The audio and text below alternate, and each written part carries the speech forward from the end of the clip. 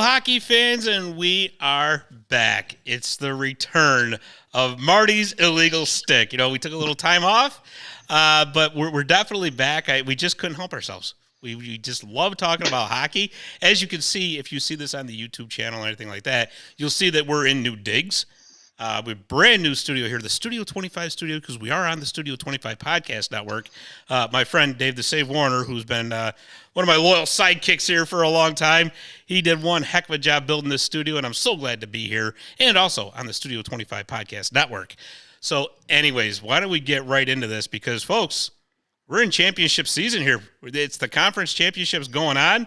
Like I said, we just couldn't wait to talk about it. So, of course, who would I rather talk about hockey but with Chris Mazzatti, the guy that we have had so many interesting conversations about hockey over the years. Mazzatti, my friend, it looks like you're very, very excited about your Rangers. How you been? I'm pretty good hanging in there. I'm also in a new space, so we're both in new spaces today, which is interesting. Yeah, exactly, right? The Rangers, exciting, I don't know if is the word for it, because as a true Ranger fan, I'm never excited. And even in '94, you know, that last icing, I was like, oh no! It's like the bottom's going to fall out at any minute. On the clock. Are you kidding me? Why'd you give him 1.8? Like, whatever it was like, and you know, everybody threw stuff on the ice. They had to clean it up. I'm like, oh, they're getting rested. Vancouver's getting rested. Like, they're going to win this. We're going to overtime. This is terrible. Like, 2 seconds later, it's like euphoric, you know? Yeah, exactly. I think, and I would tell you that every other Ranger fan experienced that the same way I did. Like, if they have any brains at all, that's how they would handle it, because traditionally, the Rangers just aren't good at keeping a lead. Like, they just aren't. Like, well, you know what? Tradition is tradition, but we're in 2024 here. And, you know, like I said, it's been a real long time since we've talked. The Rangers did have one heck of a regular season. They won the President's Trophy, which, you know, any hockey fan knows that's not necessarily a good thing. But they did, with the most points in the NHL for the regular season. Started off hotter than a firecracker in the playoffs. Steamrolled through the Washington Capitals, went up 3-0 on the Carolina Hurricanes, and then all of a sudden things started to go the other way. So tell me, why is it all of a sudden, right, that sudden change about halfway through the playoffs? Because against the Capitals, they looked unbeatable. I mean, the power play was almost 50% for crying out loud. Every time they were on the power play, they scored. Not to take anything away from the Rangers, because I thought the Capitals were really going to give them a better battle than that. I really did, with all that Stanley Cup pedigree that they have and all that. And that was like, you know, that was like watching cheetahs playing against statues. It was just the Rangers blew by them. So, and the same thing with Carolina. I mean, they were really dominant against Carolina, and then Carolina started playing their game a little bit more, shutting the power play down, limiting the Rangers, and now the Rangers are really in a dogfight against the Florida Panthers. So tell me, what have you seen so far in these playoffs? Well, I didn't have any qualms about us beating Washington. I'm sure you didn't. I'm sure that didn't break your heart. Washington's back end was hurt. You know what I mean? So, like, all you got to do is look at the lineups for these teams and be like, okay, you know, X matches up against Z, Y matches up against W, like, whatever, like, Washington just didn't have anything. They didn't have us in goaltending. They didn't have us in defense. And frankly, they didn't even have us in offense. Their fourth line was not as good as our fourth line. So basically, you know, I didn't know if they would sweep them, because, again, I don't count on the Rangers to do stuff like that. They haven't had a sweep since 2006 against the Atlanta Thrashers. Remember them? So I mean, you know, it's not like crazy of me to not think that they weren't going to sweep, but they did. They got it done great. Carolina series, you know, it was tight. It was tight the whole way. Everyone's like, they dominated. They went out to 3 wins. Yeah, and they won 2 of those in overtime. Right. Now, I saw the Vinny Trocheck goal against Freddie Anderson. I think it was game 2. I had noticed during that game that Freddie wasn't closing his knees all the way when he went down, and Freddie he was off hardly that ever whole does. series. Look, He hardly ever does. He is a get down and slide across and open my 5-hole as wide as possible type of goaltender. I mean, he just is. He's always been that way. And I noticed it hard in that game. I'm like, there is a good like 8-inch space between his knees every time he goes down. Like, and when Trocheck took that shot, I swear to God, it was in slow motion to me, and I knew it was in before everybody else did. I was just like, "That's goal!" When the red light came on, the crowd went crazy. I was like, "Yeah!" Like, right? because I knew, like earlier in the game, like just keep throwing him at his 5-hole because he's not closing it. One of them's gonna slip through, and that's exactly what happened. I was so happy. I hate Carolina maybe more than I hate the Devils, maybe more than the Wow. Islanders for sure. Like I Really? can't stand that franchise. Their fan base is the most front-running fan I base in know. hockey. I know. The Right? arena is empty all year long. They hit the playoffs and they're like, "We're not selling tickets to Ranger fans. You got to be in our zip code." Well, guess what? Guess what, everybody? Half of the state of North Carolina is former New Yorkers. Okay, There was so quite a few like Ranger jerseys in that it crowd. didn't That was it didn't do anything to limit your zip codes for selling tickets because Ranger fans are in your zip codes. Like that's why the arena is always packed when the Rangers play there, no matter what month it's in, because those people live there. So I hate Rod Brindamore. I just do. Would I want him to be my coach? Absolutely. But playing against him, I don't think there's a coach that bullies the referees more in this league than Rod Brindamore. He starts before the game even gets started. He's yelling at refs about calling stuff. Like, and that leads me to my next thing about how the hockey has looked so far, and I'll just get it out of the way. Every playoff doesn't change. The refs turn to garbage. And I'm tired of it. I'm so tired of it. I think it's terrible for the sport. I can't stand when they pull stuff like they call that the first win that Carolina got there, game 4. Rangers had tied it up. They call Ryan Lindgren for a trip. You oh. him, yes, but he hits the guy's stick first. And I can't tell you how many times I've seen it called. Whereas, long as the guy, doesn't matter if he takes out his feet and everything with him, as long as his stick got on stick, they never call it a trip, I and they used to like called that that rule. one a trip. It's like That used to be the right call. That used to be the right call. They changed that about. did they change it? That was like changed 5 or 6 years ago, where it doesn't matter if you make contact with the puck or stick. If you still trip somebody, it's a trip. And I didn't like that rule change at all, and I thought it was garbage then, and it's still garbage. I swear to you, and I've seen it not called a trip in the last 6 years. Right, Like, but you got to remember I can't something think of though. a specific instance, but I know it happened in the playoffs. So okay, they changed the rule. Fine, call it then. But like, you didn't call any of the other trips all game long. You're going to call that one at 3 minutes left, or how about every single face-off that Carolina takes? They were interfering on the face-off. Every single one. Every time ref dropped the puck, they could have blew whistle for interference. Between the wingers cutting off the Rangers, everything. And I'm not saying the Rangers aren't trying to do it too, because this is what happens in the playoffs. They throw the rules out the window, and then it's every man for himself. And then somebody loses their cool because the rules aren't being followed. They retaliate against something, and then they go to the box. It's so frustrating. I can't stand it. But luckily, the hockey's been pretty good, so it hasn't just been like super penalty ridden that's not getting called, but the ones that don't get called. I mean, you could hear it's not a secret. You could hear everybody in the arena boo every time a call doesn't get made. That's going to happen no Like, matter where you go, though. At any time of year, everybody's going to lose their mind if there's no call made. I mean, that's going to happen. That's for sure. But, it's funny. You talk about retaliation. When's somebody going to retaliate against the Rangers for all these chicken wings that Jacob Trouba's been throwing around? Because he's going to hurt somebody one of these times with those elbows, and it's going to get ugly. Don't get me started on Jacob Trouba, because if I had my way, he would be a healthy scratch. Like, we're going to agree on this one. He's on the ice for every goal against the Rangers. I know. It's so true. He caused it. He took like 4 penalties the other game. Like, it's like, what are you doing, Jake? Like, you're supposed to be the captain, lead by example. You're taking stupid penalties.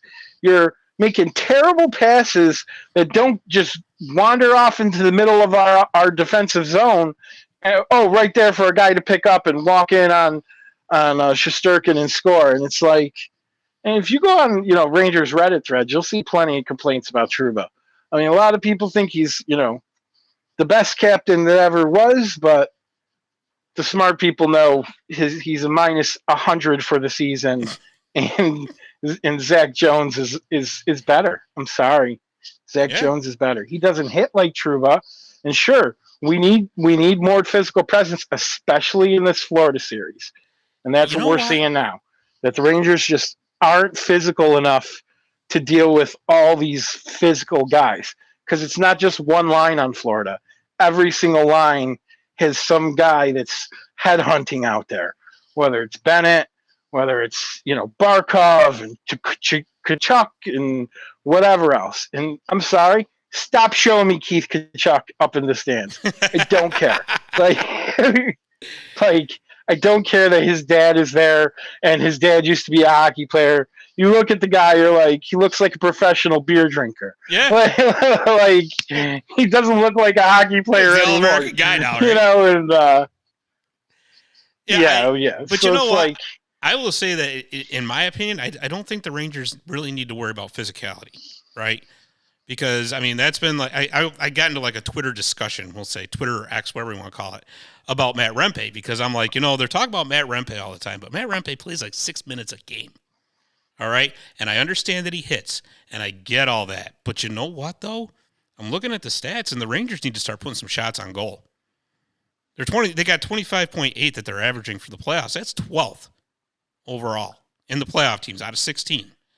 So I think right now that physicality, I get it. You need that in the playoffs, but they're leaning way too much on Shesterkin right now. If Shesterkin starts faltering a little bit and they don't start getting some shots on goal, they're going to be in trouble. Well, you could say that, but nothing has changed from the whole year. Like, you could say they can't rely on Shesterkin and they have to, put more shots on goal. But if you look at the season overall, they were doing the same thing. So they would win games with 21 shots on goal and have 4 of them be goals, so. But their power play was always all clicking too. So that's the thing. I mean, let's be honest. They got a lethal power play. There's no maybe doubt if they can get a call. But I don't know. I mean, they were on the power play 5 times a couple games ago. So I mean, that's. Yeah, and yesterday it was like 5-2 in favor of Florida or something like that. So like, Rangers didn't even get a power play until I think the second period. So but I looked at the box score for that game, and they got like 5 shots on goal in the second and the third period. You got to get more than that. I mean, especially, honestly, with the top 6, that the Rangers have like one of the best top 6s in the entire league. There's no doubt about that. But that's inexcusable. I mean, there is a doubt about that because they haven't been able to fill the top line. I'm talking about your top 6 group of players. All year long, it's been an issue. Well, look what Vinny Trocheck's doing in the playoffs. Yes, that line, Lafreniere, Trocheck, Panarin line, that's a really great line. Zibanejad and Kreider are good together, but they need somebody to work with them. Roslovic hasn't been great. He's had moments. They moved Cheadle up there. I don't think Cheadle should be in the lineup personally. Like, I don't think he's ready to play. He doesn't look like. I mean, he's had a couple of chances, but he hasn't buried anything. They also missed most of the regular season. Who else? Yes, he did miss most of the regular season, which is why I don't think he should be out there. Like, I'd rather see Blake Wheeler in, to tell you the truth. I know they played him the other night, and I think they should make that bottom fourth line Wheeler, Goudreau, and Rempe. Wouldn't that be such a bruiser line? Because Wheeler can hit.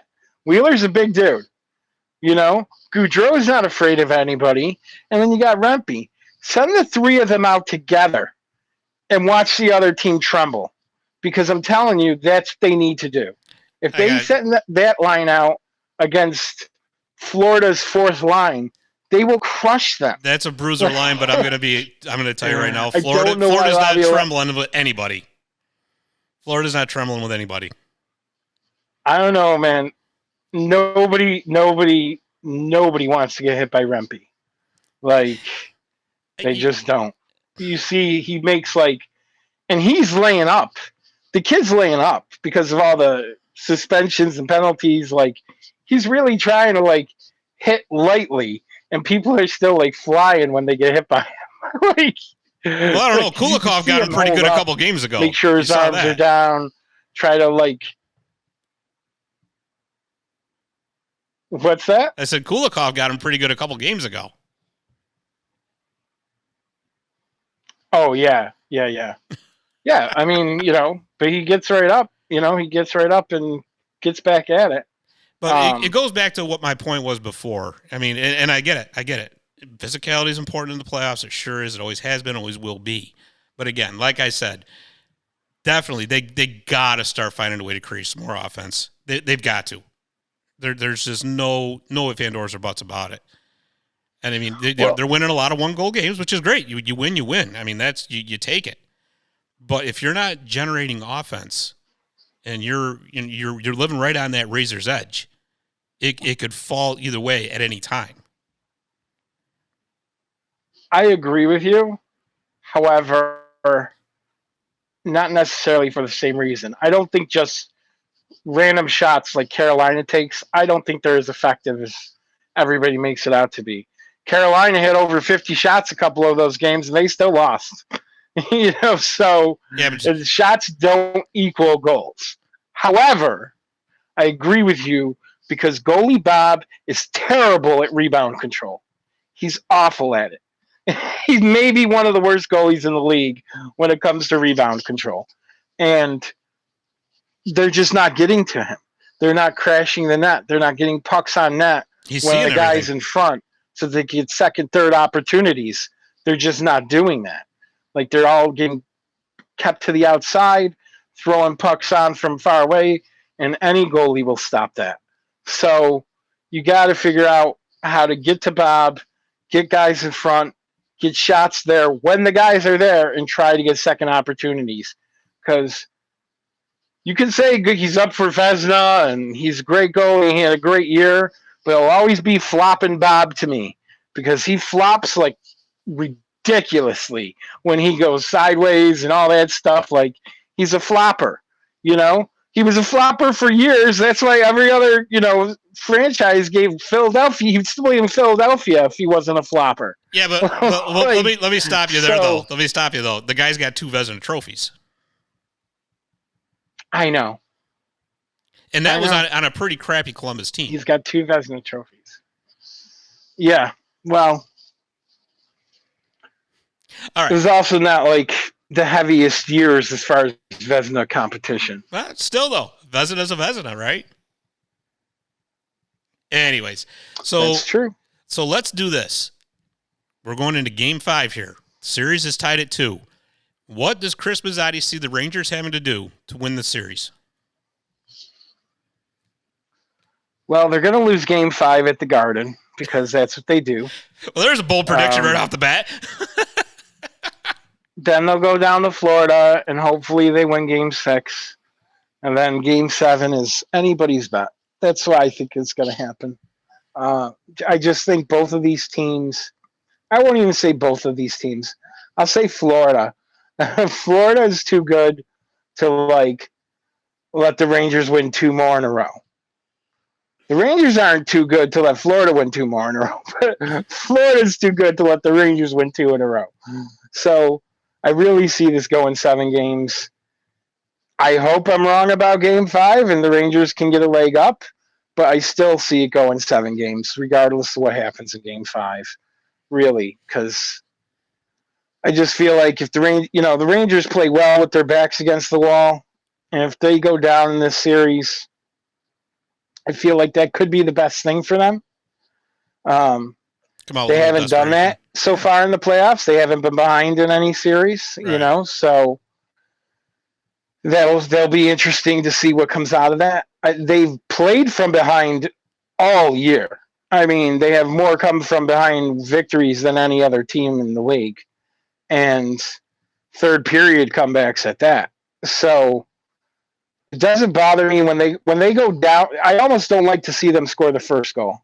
Right. Like, even though Florida is really good at protecting once they get that first goal, I really they go up 1-0 and I'm like, oh no, like we need 2 more real quick or else this is going to be a bad night. Like right. I just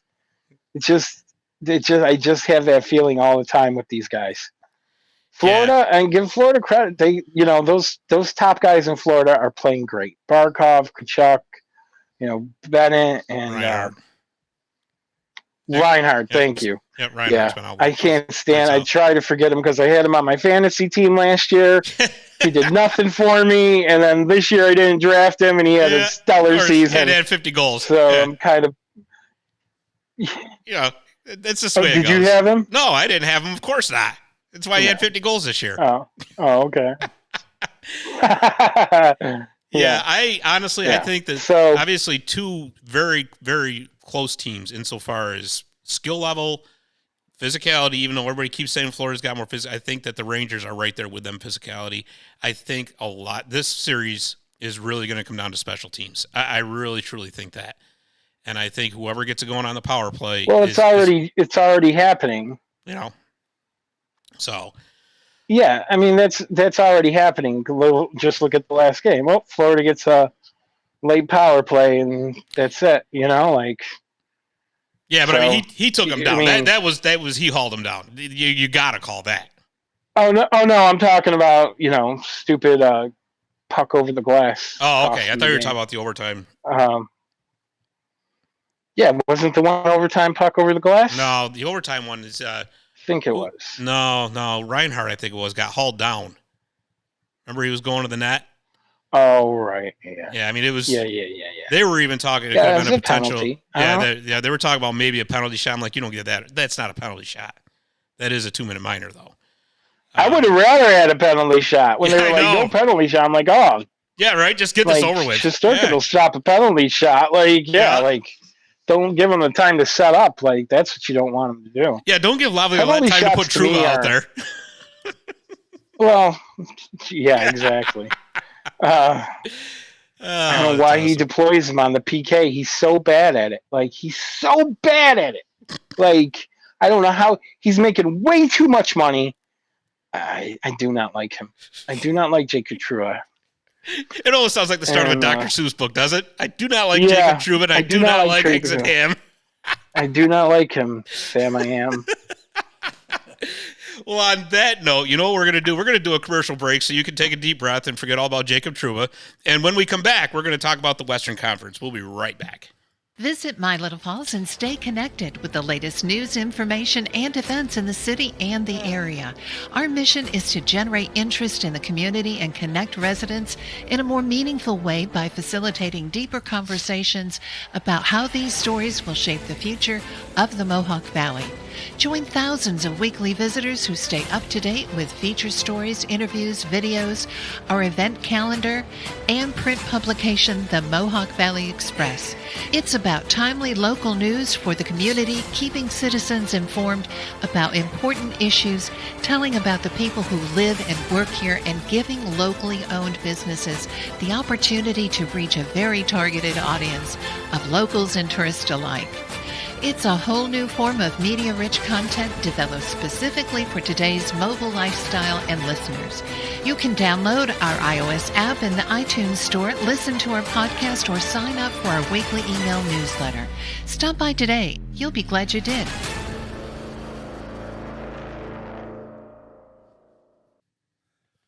I gotta tell you, Mazzatti, I've missed that song so much. To me, it's like the podcast version of the Rocky song. I kind of just want to go run through the door right now. But anyways, that notwithstanding, let's talk about what's going on over in the Western Conference. So it's the Dallas Stars and the Edmonton Oilers. Dallas leads the series 2-1. We're recording here on Wednesday night, so Game 4 is actually tonight in Edmonton. Edmonton wins the first game, 3-2, double overtime. Very exciting game, by the way. Game winner by Connor McDavid. And then Dallas basically reminds them why they were the best team in the Western Conference. Comes back and wins the next 2 games in a row. You think this series is going to go long? I do. It's funny.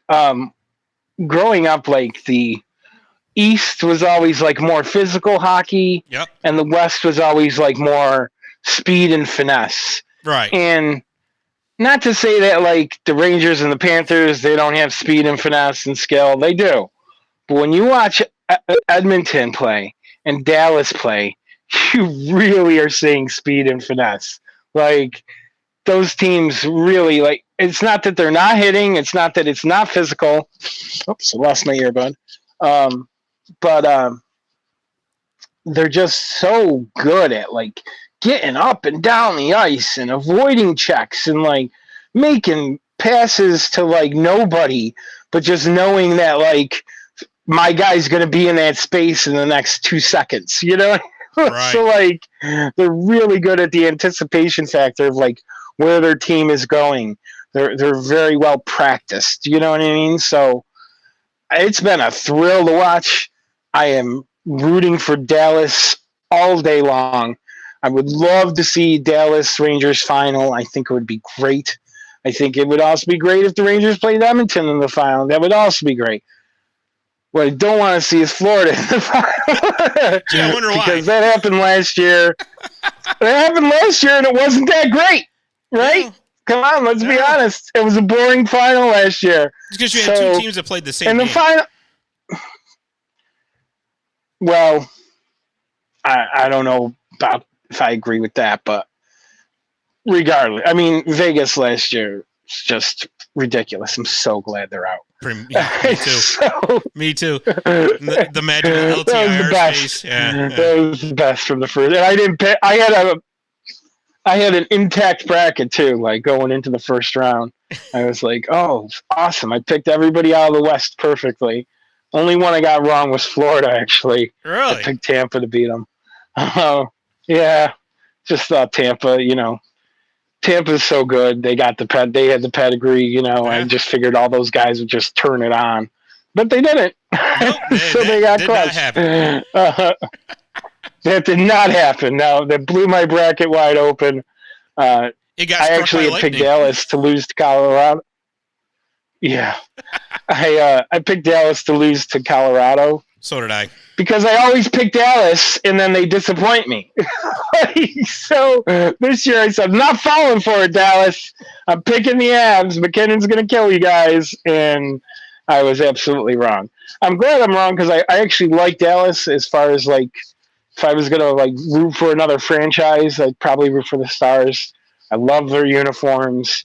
Their game times coordinate with my schedule a lot because they have like 8 o'clock and 9 o'clock starts a lot. Right. So I like that. Like I ended up watching a bunch of Dallas games like through the year. I love Joe Pavelski. I love Heiskanen, Robertson. Like these guys are superstars. Like if they might have been superstars in the past to some people like Pavelski, and superstars coming up like Robertson and Heiskanen. I mean, I've liked Heiskanen since I saw him as a rookie. I'm like, this guy's going to be amazing. Right. And he's showing it. He's showing it in this series, You know what's funny about Heiskanen, if you recall, remember when the Erik Karlsson trade sweepstakes were on out of Ottawa?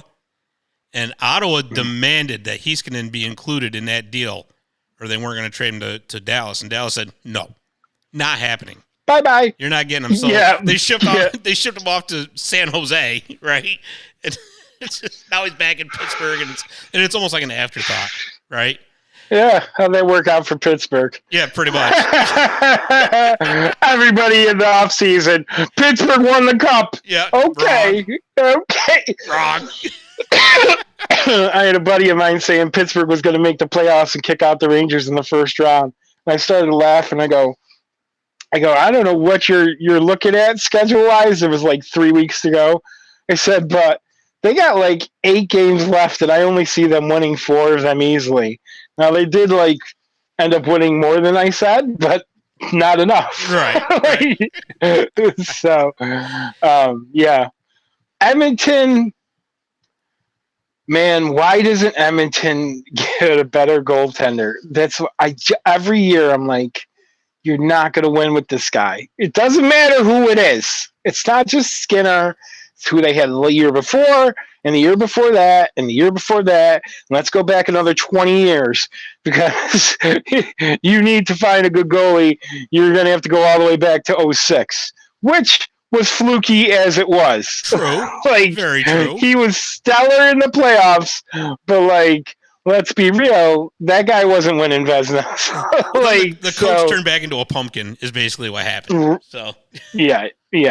So I think that's Edmonton's Achilles heel. I think it's being exploited by Dallas in their wins. Like, he's just got to. I don't even know. It's like he's got to be better. I don't know that Stuart Skinner has another level to where he is now. The defense should. The defense should have another level.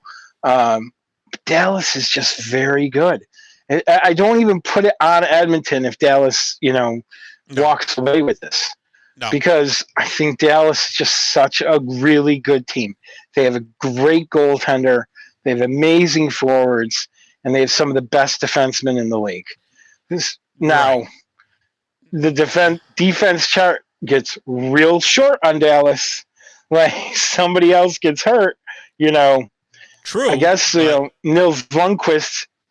What's that? I said that's true. That's true. That could almost be pretty much about any team. But the thing about Dallas is they really just have no real visible weakness. Right? There's not a spot on that team where you can point to and say, "Oh, that's what we're going to exploit. That's what we're going to use to beat them." And honestly, you look at that Dallas Colorado series, and I kind of thought that whoever won that series was going to take the cup. And it's hard to judge because what happened with Colorado, with Niskanen, and then Devin Taves getting hurt, that really screwed them up bad. But when you look at Dallas, I hate that guy. Which one? Taves. Okay. He used to be an Islander, so I've seen a lot of them. I just wanted to make sure we had clear the hatred. That was, yeah. Oh no, yeah. But you look at Dallas. Love him on the Rangers. Love him on the Rangers. Yeah, absolutely right. But you look at Dallas; they've also had the toughest road, if you ask me, in the playoffs so far. So they got Vegas in the first round. By the way, full power Vegas because of what they were able to do with the LTIR again, and that's a whole nother show, right? But that could be 6 shows. Yeah, right? So it was almost like Vegas, it was like Little Mario, and then the playoffs come, and they get the mushroom, and they turn into Big Mario, right? Oh, all of a sudden, Mark Stone had an injury the week of the trade deadline. Yeah.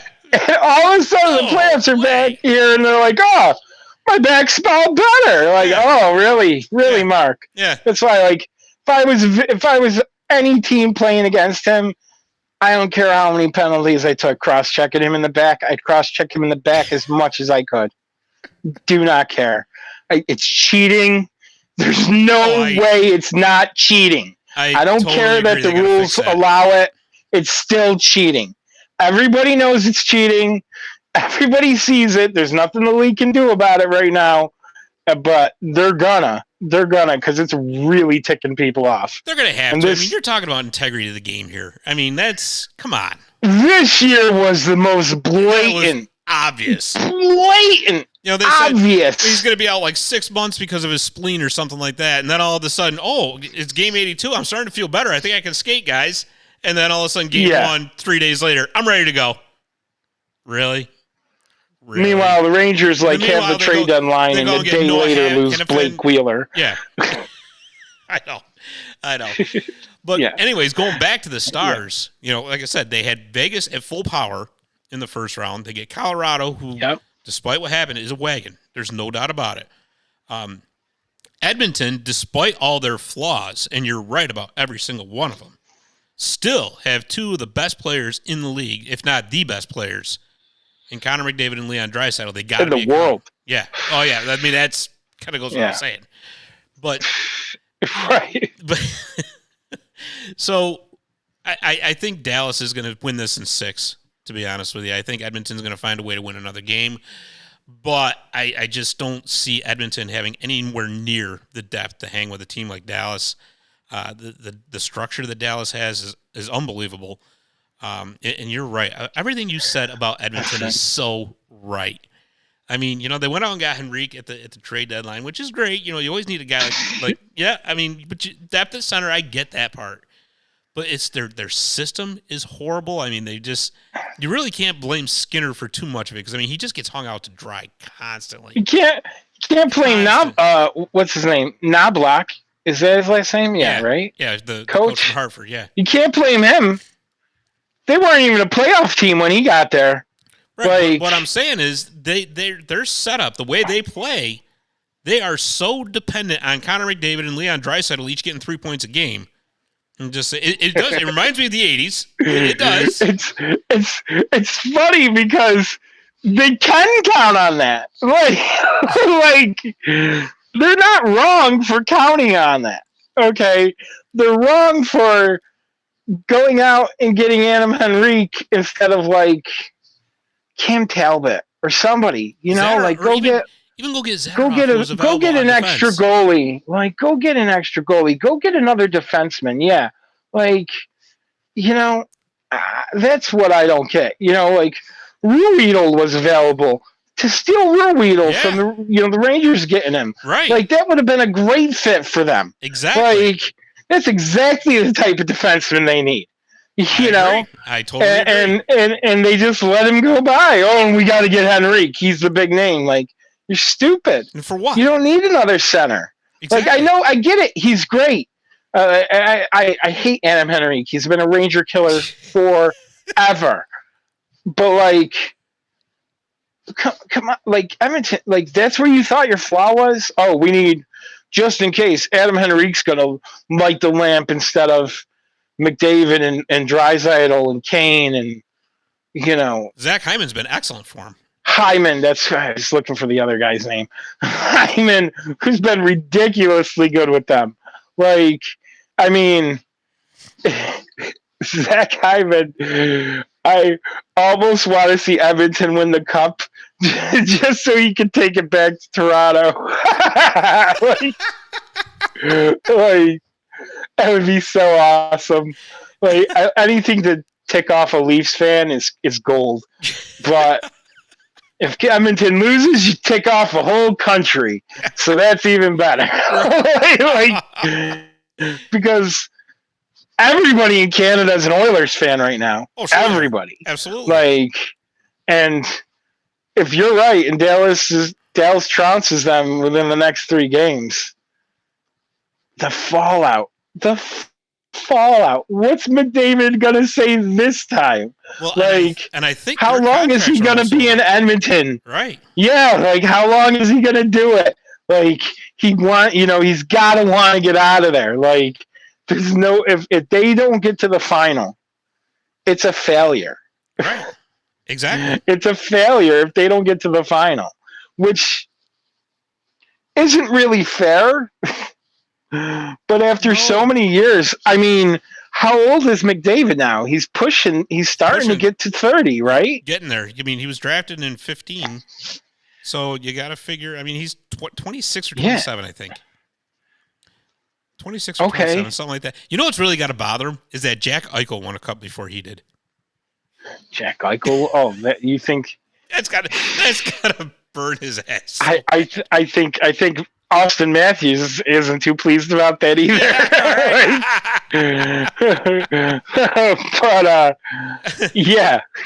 I mean, I hate him too. I can't stand Jack Eichel. You know what? We got to do a whole show, like a top 10 of your hatred of who I hate. It would be perfect. Yeah. We might need 20. We might make a double episode. I was going to say part 1 and part 2. Just the disdain I have thinking about who it could be. But I can see Edmonton winning it. But McDavid will have to do it with Draisaitl on their own. They will have to figure it out. And McDavid's close. I feel like he's close. Because I watch him, and it's late in the game, and they're down 2 goals, and he's just like, screw the rest of my team. I'm just going to skate through the neutral zone, skate right in, and he gets through everybody, and then there's like one last guy, or he chooses to just shoot at the wrong time. That's what I'm noticing on McDavid. He gets too close to shoot, or like he's got a crazy good shot.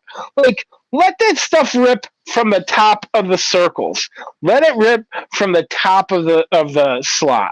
You know, you don't need to get to the bottom of the circles every time, Connor. I know he can get there, but what happens is he gets there.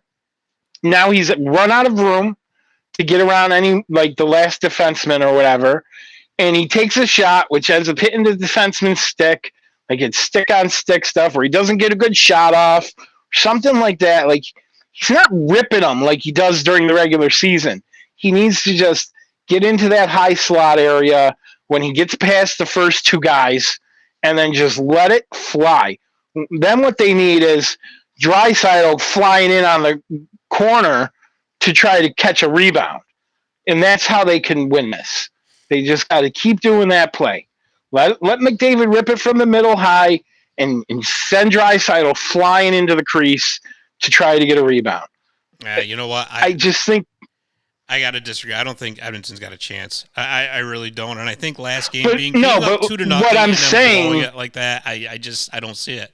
I know what you're saying. But what I'm saying, but right now, does it not make sense as a strategy for them to come through? It does, but you know what? There's so much pressure on Connor McDavid right now that I think that he just thinks that he's got to do it all, and it's starting to affect his judgment a little bit, of course. But that's what I'm saying. Yeah, that's exactly what I'm saying. He's not shooting where he normally does. He's gripping his stick too tight. Like, yeah. So I don't know. We'll see. I mean, I don't know if you call it a choke job. I wouldn't say he's choking, but like he's. I don't think he's choking. I think that with them, like I said, it goes right back. Actually, it goes back to Ken Holland, their general manager. You've known what the deficiencies on this team were for years, and you did nothing about it. Yeah. And now, especially when you look at the salary caps right now, I mean, because I know they got McDavid and Draisaitl for at least one more season after that, right? Or this. And really, their cap hits aren't that bad. The Darnell Nurse contract is horrible. But when you look at what those two bring to the table, their cap hits really aren't bad at all. So if the Oilers don't... Evander Kane's cap hit's not helping. Well, all right, there's that too. But I mean, overall, though, if the Oilers don't go out and do something to drastically improve this team defensively in the offseason, I don't think you're going to see McDavid or Draisaitl staying there after their contracts are over. I think they're just going to say, you know what, it's time for a career reset, try somewhere else, and do it. So, Scott, I want to ask you a couple quick things before we go. One is a grammar type of thing. The NHL, it's the Stanley Cup final, right? Yeah. Final. Singular. Right. NBA, it's the finals. Yeah. And they're advertising the NBA finals right after the Stanley Cup final. It's like, can we get the two sports to figure it out and just give us one way? That is kind of a good point, actually. The other thing is... Now, thanks. I'm going to think about that for the next week now. Thanks a lot. Oh, it drives me crazy. So, welcome to my world. The other thing I want to ask you is 4 teams left. I think, personally, that the best final is Rangers-Dallas. I think, not just selfishly for my Rangers, but I just think it would be the most entertaining hockey between the teams that are left. Do you agree with me, or do you have another candidate? I think that the most entertaining final would be Edmonton and the Rangers. Edmonton. think that would be crazy entertaining. Why? Because see Messier talk about it in the studio? No, I can't. Mazzatti, I got to be honest. He picked that. I have to mute it when Messier starts talking because he just listen. I get that he played for the Rangers. I understand that, but it's like, my God, Mark, just relax, okay? Stop. Him relax. Oh. What about Sluban over there? He's ridiculous. Nobody pays attention to him anyways. So that's, you know. I invite you to go onto the Rangers Reddit board, my friend, during an intermission. Whatever. I don't go on the Reddit boards, you know. But anyways, that notwithstanding, forget all that. I just think that if you want to talk about purely from an entertaining standpoint, I think it's the Rangers and the Oilers in that final if you really want to be entertained, because can you imagine, especially the Rangers get that power play cranked back up like they had? Those two teams going at it, that'd be a track meet, and it'd be really exciting, actually. I'll tell you this. Twice this year, I was like, this would be a good final when the Rangers are playing another team. And those 2 times were against Dallas and against Edmonton. That was a regular season game. It was super entertaining. It was back and forth. It was exchanging chances, exchanging hits, everything. And it's just like, this is great hockey. I hope this could be a final. And it was Rangers Dallas and Rangers Edmonton. Yeah. So I think it'll be good. What we could both agree on is we don't want to see the Panthers. I don't know. You know what? I'd actually like to see Bobrovsky get one. No, that's what I don't want. Yes. Nah. Yes, I'm telling you. I just think he's been so underrated his entire career. I would love to see him get a cup. I think he's been rated overly. 2 years they won a Vezina. And not to mention all the people that hate Paul Maurice. I'd love to see it. Just have him lift the cup over his head. It'd be hilarious. Do a lot of people hate him? I've seen hatred towards him, and it's like, why? Just because he couldn't make it happen in Winnipeg? I mean, who could? Yeah. Oh, he's the guy that just like quit, right? Well, they let him go. Yeah, it was kind of like it was basically a mutual kind of okay. Well, that's enough. Yeah, you know. So you don't think I'm good enough? I'm out of here. Yeah, pretty much. Okay, we're gonna say it was mutual. Like, yeah, but yeah. So I don't mind him at all, actually, especially compared to Brindamore. He's a prince. Well, okay, we can agree on that. That's for sure. Yeah. Come on. But well, my friend, this was fun. It's been too long, and we should do this again next week sometime. Sure thing, Scotty. It was great to see you and great to talk hockey, and I'll have to watch more intensely if I'm going to be doing it next week. Me as well. Don't worry about it. So absolutely, we'll do this again next week, my friend. Thank you. All right, man. Thanks. All right. Thanks, everyone. All right, that's it. We will see you, as we just said, next week here on Marty's Illegal Stick.